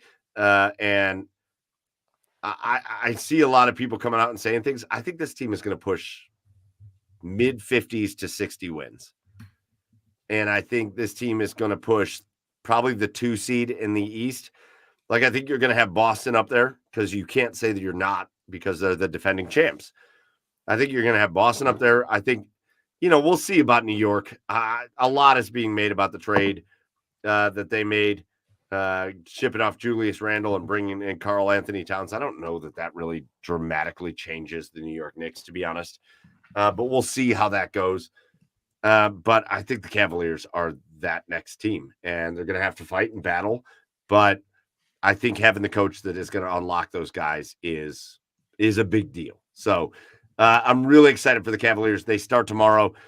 Make sure you tune into all of our socials because Chad's doing his Blue Jackets recaps, and they are awesome. I got my first drink at Cavs recap tomorrow. I'm starting that back up, but I just can't wait. It's just one of my favorite times of the year, boys. And it's been great having the Guardians join the fun for as long as they have. And we got football and we got college football.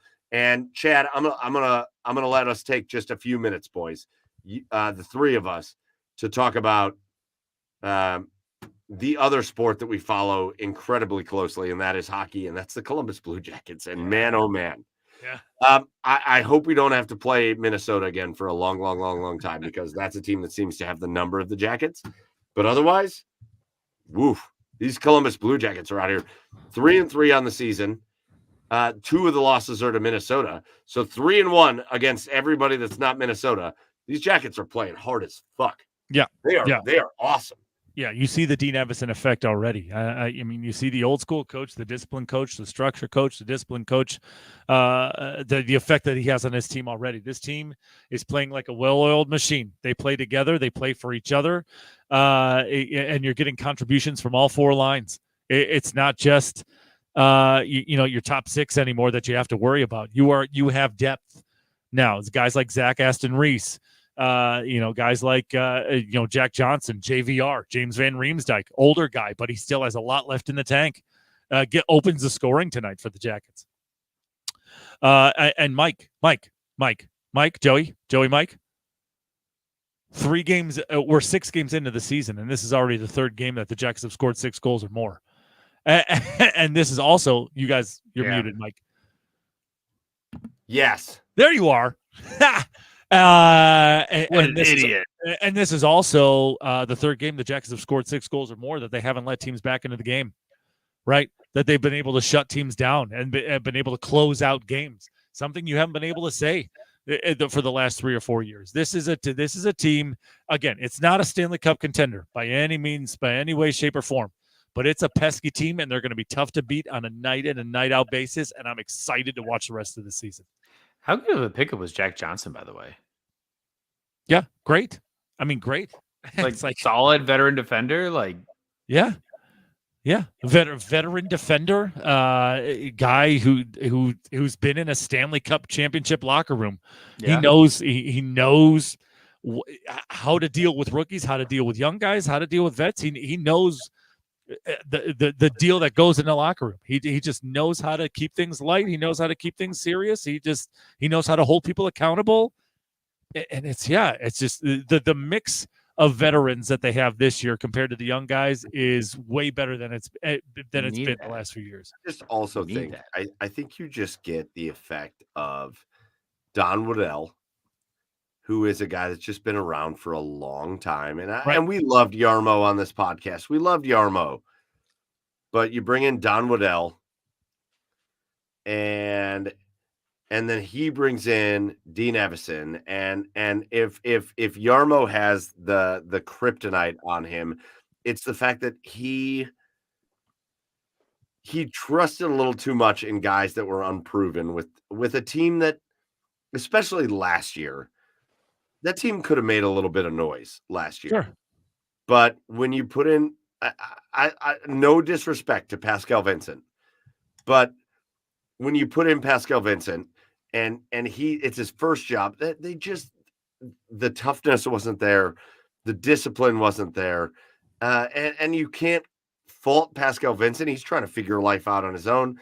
But man, when Don Waddell comes in and he just installs Dean Evison, and it's like, all right, we got this veteran ass general manager implementing a veteran coach who is ready to implement things. And this veteran coach is not afraid to just put in his system. And he doesn't, if you want to fight him about it, we'll fight about it. And we're not afraid what everybody's going to say. It just instills a different level in this team. And you can see it right from the start of this season. Right. No, I mean, I completely agree. Again, it's just like I talked about. Yeah, I mean, you see the effect of it now. This team is completely just night and day from what it was. And again, yeah, between the veterans that Don has signed, the smart signings that Don has made, to the structure and discipline that Dean Evison has brought, because the best years of this organization has been under coaches with structure and discipline. And it's what they see. You know, guys aren't making terrible turnovers anymore. Goaltending has been solid. I mean, Daniil Tarasov, again, he's the last 2 games, he's looked like the guy that he was last year, because we saw flashes of this guy last year that he could possibly be the guy. He's shown that the last 2 games. So, and if the defense is able, the blue line is able to shut down teams like they've been. Yeah, I don't know. It's way too early to make any sort of predictions. But if they keep playing the way they do, I don't see any reason they couldn't contend for a wild card spot. Again, way too early. I'm not going to say that they're going to, but if they keep playing like this, it's very much in the realm, because this is right now the Jackets are playing like a team that is going to the playoffs. Real quickly before we get out of here, last quick hitter. It was another wild weekend in college football, and I don't want to go too crazy with it, but Alabama losing, and Michigan losing to Illinois. Not that was such a surprise, but a little bit of a surprise seeing that. Things are winding up. That Georgia-Texas game was wild. Because Georgia jumped out to a crazy lead, and then Texas started coming back, and Texas benches Quinn Ewers, and then for Arch Manning, and then they bench Arch Manning and bring Quinn Ewers back into the game. Just another wild weekend of college football, boys. This college football season, I think, again, everybody thought that if you expanded the playoffs, it was going to do something negative to the regular season, and I think the exact opposite has happened. The exact opposite has happened. And now there's so many teams vying for these 12 spots that it is a madhouse. This is one of my favorite college football regular seasons of all time. Yeah. Oh, yeah. Already. The game of the week, guys, and nobody's talking about it, was number 9 Iowa State and UCF. Mhm. That was incredible. Iowa State had to escape that game Had to escape that. I had no idea Iowa State was number 9. because right? UCF doesn't know how to carry a ball into the end zone.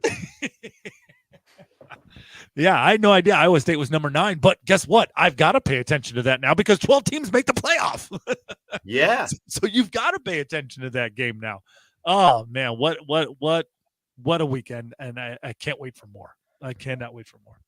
Well, I got to tell you, boys, like just a couple quick things because we talk a lot of Ohio State football. You come back against Nebraska. Ohio State should dominate Nebraska the way they've played. You thought Nebraska was going to be kind of decent this year. No, they are not. They stink. Ohio State should dominate them. But what's the most formidable game left on the Ohio State schedule this year? Indiana. Michigan. It's Right. not Nebraska. Right. It's Indiana. I know. What the fuck is going on in Who's going to have a Bloomington? better record than Ohio State when they play? Dude, Yeah. Indiana beat Nebraska, 56-7 this week? Right. Right. They are undefeated, and Right. they are dominating teams. Like, I don't know. Like, I know everybody's going to be like, yeah, but what? Just Indiana? Nope. That Ohio State Buckeyes team better be ready to go against Indiana in that Yeah. game. And Indiana has played the Buckeyes tough in the past, but this is a very, very different animal in an Indiana team, man. They just, like you said, they've been dominating teams, and it's just, I don't know. I don't know. I haven't watched them yet to really kind of to be able to talk logically about them.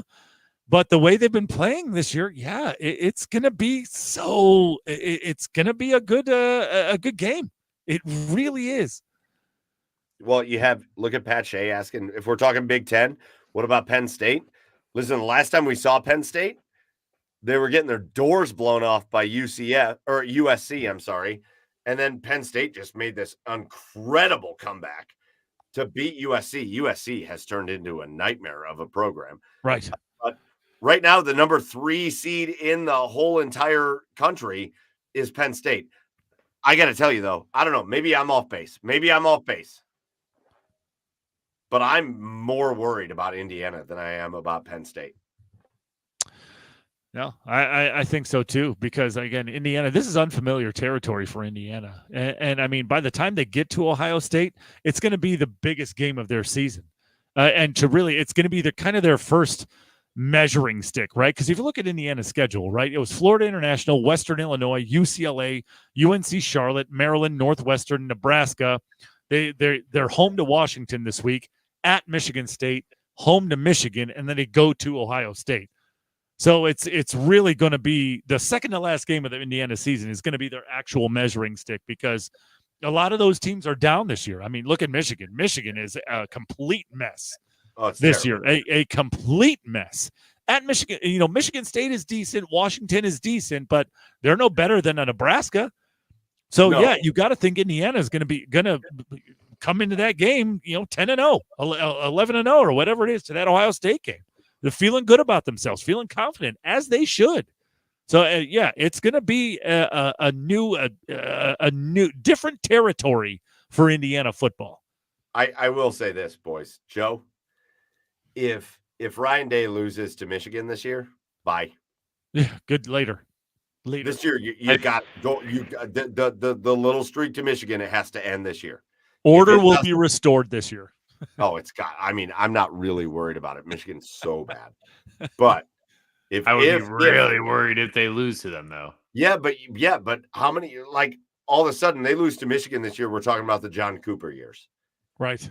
We're talking about those years where Ohio State ran through everybody, and Michigan came in with 2 losses, and you're like, cool, Ohio State's going to run through Michigan, and then you lose. Right. Right. It can happen. It Right. can happen. Trap game. Otherwise, that Georgia Alabama, or I'm sorry, that Georgia Texas game was great. So much movement, so many storylines there, but Georgia kind of reestablishes themselves. How about Joe? Alabama can't find a win in your home state of Tennessee. Can't find a win. Yeah. There's no wins in Tennessee for Alabama. And Alabama has 2 losses left on their schedule. They lose to Vanderbilt, and they follow it up with a loss to Tennessee. It's tough. You know what? What's really tough? Vanderbilt was able to walk the goalposts all the way down Broadway and throw them in the river. The people of Tennessee didn't let the Tennessee fans take the goalposts. Well, because they just paid that fine last year, wasn't it? Sad. Yeah. Sad Panda. That's weak. And with I do have to say this, with the Texas loss to Georgia, I do have to say it, the number 1 overall team in the SEC is the Texas A&M Aggies. So just going to drink to that for a minute. But no, Bama, I mean, think about it. How crazy is that, right? Alabama, again, they have 2 losses left on their schedule. They are home to Missouri this week, and then they're at LSU next week. I don't know if Missouri's a loss. Well, I mean, it could be. It very well. It's not a win. It's not a guaranteed win like in years past. How could isn't that crazy to think though? Too the first year this expands to 12 teams, Alabama could be out. Yeah, they might not even make it. Yeah. But I got to tell you, and again, I'm a homer for my Texas A&M Aggies because I'm a graduate from there. But like, the game of the week this week is Texas A&M and LSU.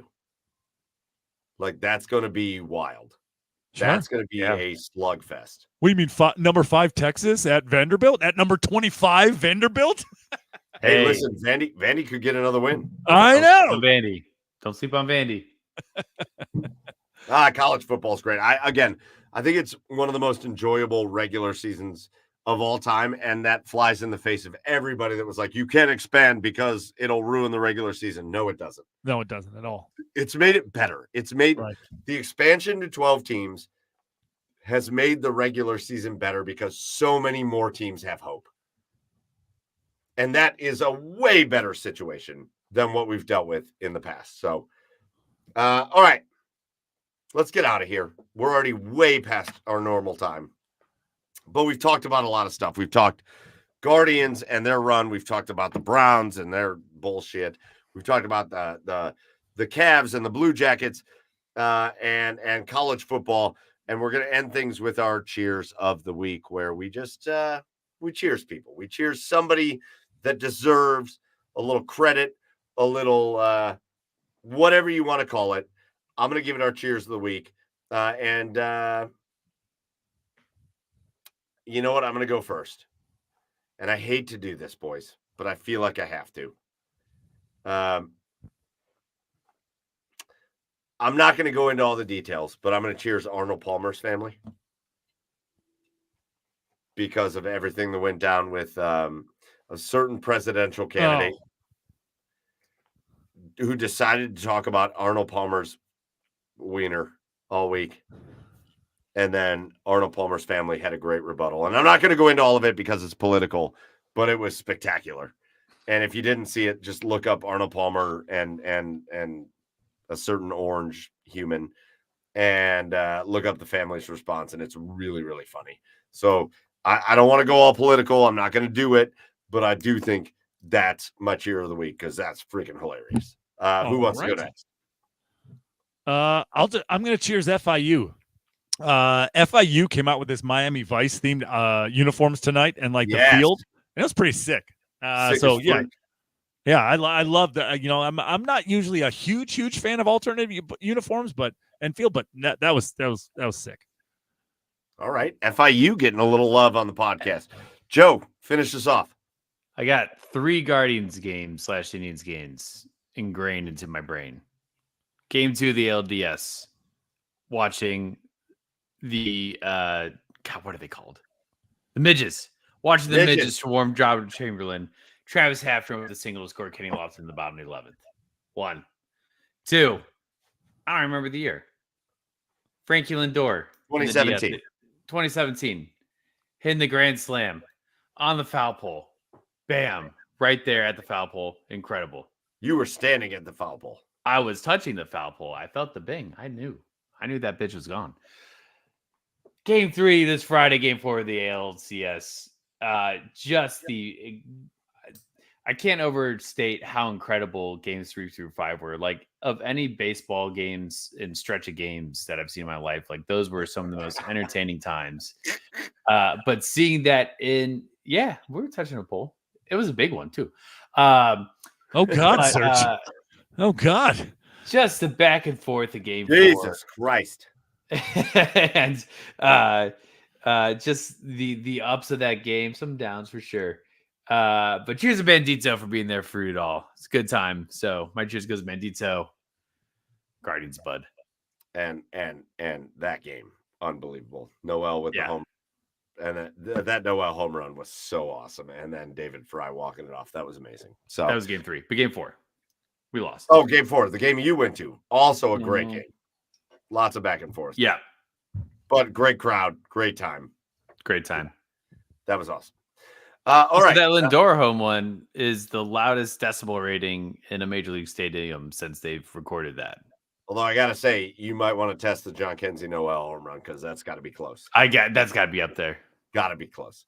All right, we're gonna get out of here with episode 235 of the podcast. Lots of great stuff coming up. We'll have more great guests coming up as we continue to talk Guardians and their off season and the Browns and whatever the hell they're doing, and the Cavs season getting underway, and the Blue Jackets in their new season. We'll get more Blue Jackets guests on and more Cavs guests on.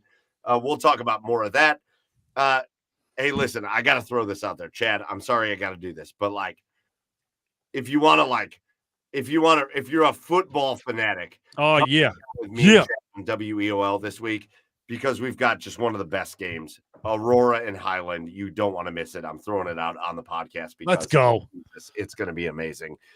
But yeah, just so many good things going on, and hopefully the Browns can kind of get back into the good things movement. I think they might be able to have a chance. I don't know about a win, but kind of good things this weekend. But again, stay tuned for Chad doing the CBJ recaps. I'll do the Cavs recaps. We're going to have a lot of fun with that through those seasons. But that's really going to do it for us for episode 235.